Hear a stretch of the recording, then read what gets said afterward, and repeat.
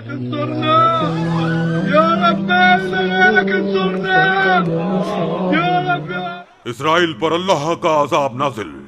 اس معجزے نے پوری دنیا میں تہلکہ مچا دیا. دیکھیے کیسے اللہ اکبر کی صدائیں بلند ہوئیں. اللہ اکبر. السلام علیکم ناظرین.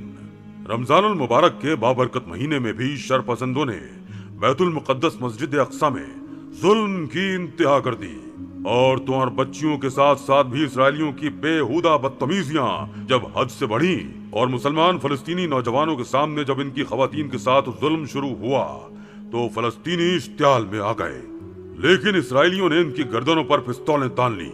عورتوں کی چیخیں جب بیت المقدس میں بلند ہوئیں تو اللہ نے نہتے فلسطینی مسلمانوں پر ایسی مدد بھیجی کہ دشمنوں کے تو ہوش اڑ کے رہ گئے. بے شک اللہ کی مدد اپنے بندوں پر پہنچ کر رہتی ہے. اس سے پہلے کہ ہم اس ویڈیو کو آگے بڑھائیں، اگر آپ چینل پر نئے ہیں تو اس کو سبسکرائب کیجئے اور بیل آئیکن کو کلک کیجئے تاکہ ہر نئی آنے والی ویڈیو سے مطلع ہو سکیں. جی تو دوستو، رمضان المبارک کے بابرکت مہینے میں مسجد اقصی پر شیلنگ کا سلسلہ ابھی تک جاری ہے اور اسرائیلیوں نے نہتے مسلمان فلسطینیوں کو یرغمال بنا کر رکھا ہوا ہے. مسجد کے احاطے کے باہر ایک بزرگ خاتون نے روتے ہوئے رائٹرز کو بتایا، میں ایک کرسی پر بیٹھی قرآن کی تلاوت کر رہی تھی. انہوں نے اسرائیلی فورسز نے گرینیڈ پھینکے جن سے ایک میرے سینے پر لگا. فلسطین کے سرکاری خبر رساں ادارے وفا کی رپورٹ کے مطابق اسرائیلی سیکیورٹی فورسز اس وقت مسجد اقصی کے احاطے میں داخل ہوئیں جب سینکڑوں مسلمان رمضان المبارک کی شب عبادت میں مصروف تھے کہ یکدم ہی بیت المقدس کے اندر داخل ہو کر اسرائیلیوں نے دھاوا بول دیا. لاتوں سے نمازیوں کو مارنے لگے. سب سے پہلے انہوں نے آخری صفوں کے مسلمانوں پر حملہ کیا، لیکن اس وقت مسلمانوں کے ایمان کی پختگی کا یہ عالم تھا کہ شور شرابہ اور مار دھاڑ سن کر بھی اگلی صفوں میں نمازیوں نے اپنی نماز کو ویسے ہی قائم رکھا.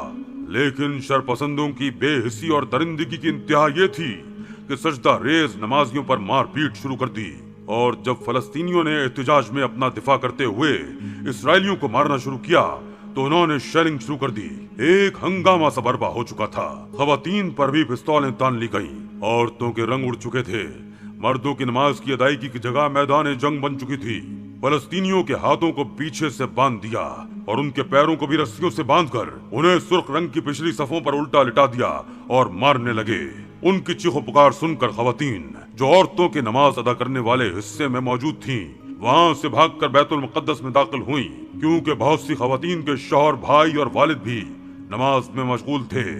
جب وہ خواتین وہاں داخل ہوئیں تو اسرائیلیوں نے عورتوں کو بھی اپنی بدتمیزی کا نشانہ بنانا شروع کر دیا. جب انہوں نے عورتوں کو تشدد کا نشانہ بنایا تو فلسطینی نوجوان اشتعال میں آ گئے اور اسرائیلی فوجیوں کو غصے سے کہنے لگے کہ انہیں جو بھی زیادتی کرنی ہے وہ مردوں کے ساتھ کریں، عورتوں کو اپنی بدتمیزی کا نشانہ نہ بنائیں. لیکن وہ باز نہ آئے اور عورتوں کے ساتھ فضول گوئی اور بےہودگی شروع کر دی. وہاں موجود عورتیں رونے لگیں اور اللہ کو اپنی مدد کے لیے پکارنے لگیں. جب عورتوں نے یا اللہ مدد کی صدائیں بلند کیں تو اسرائیلی ان پر تمسخرانہ ہنسنے لگے. کہنے لگے، آج تم لوگوں کو ہم سے کوئی نہیں بچا سکتا. لیکن جیسے ہی انہوں نے غلط ارادے سے عورتوں کو بے حجاب کرنا چاہا تو عین اسی وقت اللہ کی طرف سے ایک ایسی مدد آن پہنچی کہ اسرائیلی بھاگنے پر مجبور ہو گئے. جی ہاں دوستو، اللہ نے ان نہتی فلسطینی عورتوں کی مدد کے لیے ایک ایسی مخلوق کو بھیجا جسے دیکھ کر اسرائیلیوں کے ہوش اڑ گئے. اسی وقت ایک بہت بڑا سانپ وہاں نمودار ہوا. اس سانپ کو دیکھ کر عورتوں کی چیخ و پکار شروع ہو گئی اور اسرائیلی فوجی بھی کچھ ڈر کے پیچھے ہٹ گئے. اس سے پہلے کہ وہ اس سانپ کو گولی مارتے وہ سانپ ہوا میں یوں اچھلا جیسے ہوا میں پرواز کرنا جانتا ہو. ایک اسرائیلی فوجی کے سر پر ڈستے ہوئے دوسرے فوجی کی طرف اچھلتے ہوئے دوسرا وار اس پر کرنے لگا. وہ فوجی جسے سانپ نے ڈسا تھا وہیں تڑپ تڑپ کر مر گیا. وہ سانپ بہت زہریلا تھا. وہاں موجود تمام اسرائیلی ڈر کے مارے باہر کی طرف بھاگ گئے. باہر مسجد اقصی کے احاطے میں موجود اسرائیلی دوسرے فوجی پہلے سے وہاں شیلنگ کر رہے تھے جس کے دھوئیں سے فلسطینی مسلمانوں کا سانس اور دم گھٹنے لگا تھا. عین اسی وقت آسمان پر یکا یک کالے بادل چھا گئے اور بادلوں کی ایسی گرجدار آواز گونجی کہ سبھی آسمان کی طرف متوجہ ہو گئے. اور اس وقت ایسی بجلی چمکی اور بادلوں کی ایسی کڑکدار آواز گونجی کہ سب کے دل سینوں میں دہل کے رہ گئے. گنبد خضرا کے عین اوپر آسمان پر ایک عجیب سایہ سا بنتا ہوا محسوس ہونے لگا۔ ایسا محسوس ہوا جیسے کوئی انسانی وجود وہاں بادلوں کی اوٹ میں چھپا ہوا ہے، جس کے بہت بڑے پر بھی موجود ہیں۔ یہ دیکھ کر اسرائیلیوں پر ہیبت سی طاری ہو گئی۔ خوف سے ان کے رنگ پھیکے پڑ گئے۔ وہ ابھی اسی خوف سے باہر نہیں نکلے تھے کہ مسجد کے بیرونی حصے میں چاروں جانب سے سانپ ہی سانپ نکلنے لگے۔ یہ سب دیکھ کر اسرائیلیوں کے پسینے چھوٹنے لگے تھے۔ عجیب بات یہ تھی کہ وہ سانپ اسرائیلی فوجیوں کو ہی ڈس رہے تھے۔ مسلمان فلسطینی مرد اور عورتیں بالکل محفوظ تھے۔ بہت سے مسلمان فلسطینیوں نے شکر سے اپنے سر مسجد کے بیرونی حصے میں ہی اپنے رب کے حضور زمین بوس ہو کر دیے۔ تشکر سے ان کی آنکھوں سے آنسو بہنے لگے۔ ایسا پہلی بار نہیں ہوا ہے۔ جب بھی مسلمانوں کو زیادتی کا نشانہ بنایا جاتا ہے اور جب ظلم حد سے تجاوز کر جاتا ہے تو خدا کا عذاب دشمنوں پر ضرور نازل ہوتا ہے۔ اگر ہم حق اور باطل کی اس جنگ کو یاد کریں جو آپ صلی اللہ علیہ وآلہ وسلم کی قیادت میں ہوئی تھی، اور وہ بھی ماہ رمضان میں 2 ہجری 17 رمضان المبارک جمعہ کا بابرکت دن تھا، جب غزوہ بدر ہوا۔ قرآن مجید میں سے یوم الفرقان فرمایا گیا ہے۔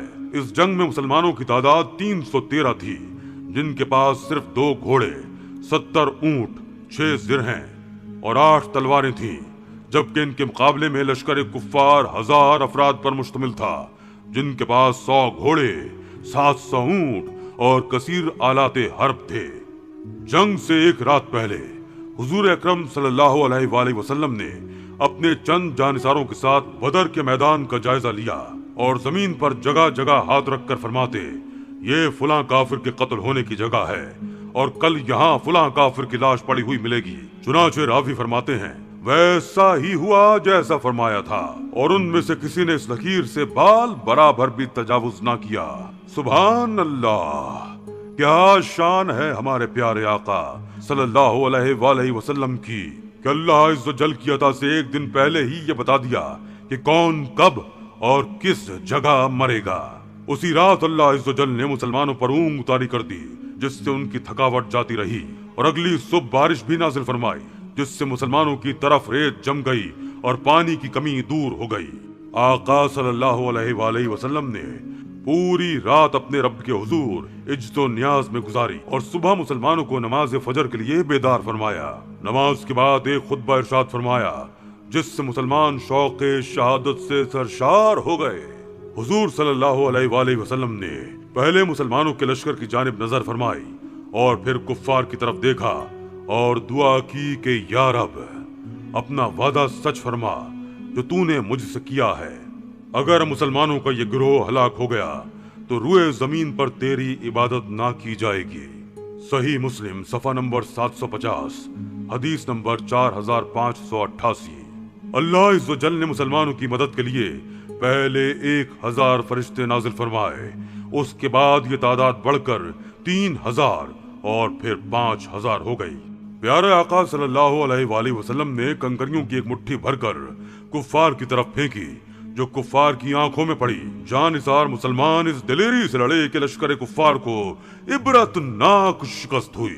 70 کفار واصل جہنم اور اسی قدر یعنی 70 گرفتار ہوئے، جبکہ 14 مسلمانوں نے جام شہادت نوش کیا۔ اللہ تعالی بے شک ایمان والوں کے ساتھ ہے۔ انشاءاللہ بیت المقدس کو بھی اللہ تعالیٰ اسرائیلیوں کے برے عزم سے بچائے رکھے گا، اور بے شک اللہ کی پاک ذات ہی غالب رہے گی، اور فتح ہمیشہ سچ اور حق کی ہوگی انشاءاللہ۔ آمین یا رب العالمین۔